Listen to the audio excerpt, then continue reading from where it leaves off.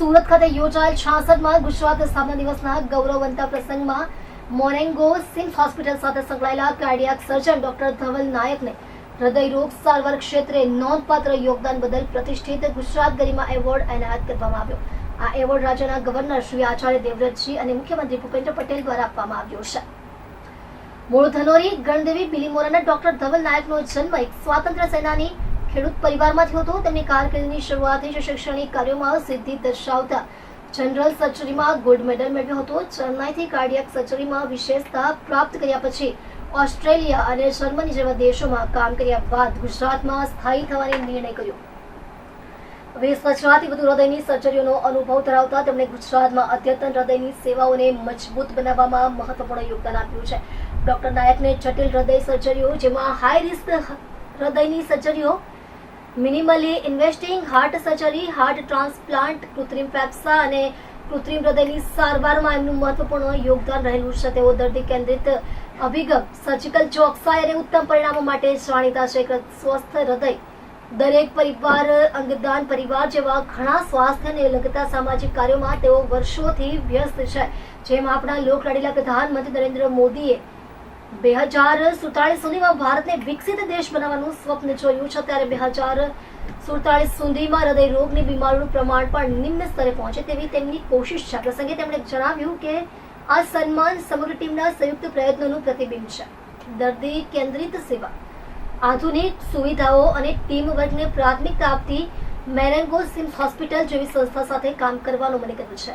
ગુજરાત ગરિમા award સમાજમાં મહત્વપૂર્ણ યોગદાન આપનાર વ્યક્તિઓને આપવામાં આવે છે. ડોક્ટર નાયકનું આ સન્માન ભારતમાં વધતા હૃદયરોગના ભાર સામે વિશેષજ્ઞ સારવારની વધતી જરૂરિયાત અને તેને અટકાવવા માટેના સઘન પ્રયત્નોને ઉજાગર કરે છે.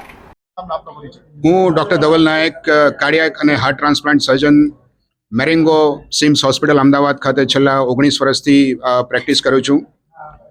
આપણા બધાને ખબર છે, ગઈકાલે સુરત ખાતે ગુજરાતનો 66મો ગુજરાત સ્થાપના દિવસ અથવા ગુજરાત ગૌરવ દિવસની ઉજવણી મોટે પાયે થઈ હતી. અને ગુજરાત ગવર્મેન્ટ દર વર્ષે જે સમાજની અંદર સારું કામ કરતા હોય એ અલગ અલગ ફિલ્ડમાંથી અમુક લોકોને સિલેક્ટ કરીને તેને ગુજરાત ગરિમા એવોર્ડ આપતી હોય છે. અને મારું એ અહોભાગ્ય છે કે ગઈકાલના એ ફંક્શનની અંદર મને ગુજરાત ગૌરવ એવોર્ડ એનાયત કરવામાં આવ્યો હતો. હું જો સાચું કહું તો એવોર્ડ હંમેશા એક માણસનો હોતો નથી. બિંગ અ હાર્ટ સર્જન, આ એવોર્ડ હું મારી આખીને આખી ટીમને સમર્પિત કરું છું. મારી ટીમના દરેક સભ્ય, દરેક સ્ટાફ, દરેક ટેકનિશિયન મિત્રો, હોસ્પિટલની અંદર રહેતા દરેક કલીગોને માટેનો આ એવોર્ડ છે. હોસ્પિટલ કે જે આટલા સારા એથિક્સ અને આટલા સારા ધારાધોરણોથી ચાલે છે અને હંમેશા પેશન્ટની સેવામાં તત્પર રહે છે, એને હું આ એવોર્ડ સમર્પિત કરું છું. મારી ફેમિલી કે જે લોકો હંમેશા મારી પાછળ ને પાછળ સદાય મારા કામોની પાછળ રહેતી હોય છે, તેને હું એવોર્ડ સમર્પિત કરું છું. અને સાથે સાથે દરેક પેશન્ટ કે જેમને મારા પર વિશ્વાસ મૂક્યો, અમારી પાસે ટ્રીટમેન્ટ કરાવી, અને એ બધાને જ આ એવોર્ડ સમર્પિત કરી છું. આ એવોર્ડની સાથે સાથે જ મારી થોડી સોશિયલ રિસ્પોન્સિબિલિટી વધતી હોય છે. અને હંમેશા અમે, અમારી આખી ટીમ સજાગ રહીશું કે ભવિષ્યની અંદર આપણા રાજ્યની, આપણા દેશની પ્રજા, લોકો સ્વાસ્થ્યની રીતે સારા રહે એને માટેના અમે બધા જ કાર્યો કરતા રહીશું. Thank you.